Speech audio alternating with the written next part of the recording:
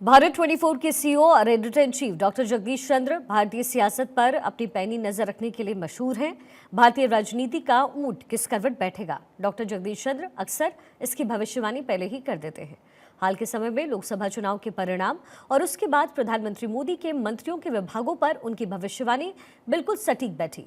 इसी तरीके से अब से तकरीबन 1 महीना पहले यानी 27 मई को द जेसी शो में उनकी आकाश आनंद के बारे में की गई भविष्यवाणी भी सच साबित हुई।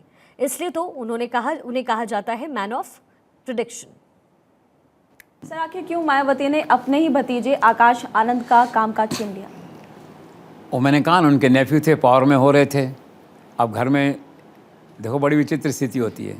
जब सक्सेशन होता है ना, तो पहले तो आदमी सत्ता सौंपता है, उनको अपने नाम करता है। बड़े बड़े पूंजीपति अपने बच्चों के नाम करते हैं सत्ता को।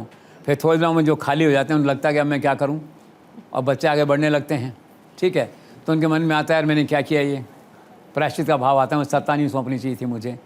तो डिलेमा रहता है जहाँ भी सक्सेशन का है।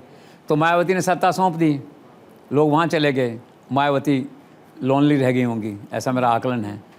तो कुछ न कुछ कहा होगा, कान में रखने वाले लोग तो सब जगह हैं ना, और कहते हैं पॉलिटिशियन कान के कच्चे होते हैं, ऐसा कहते हैं।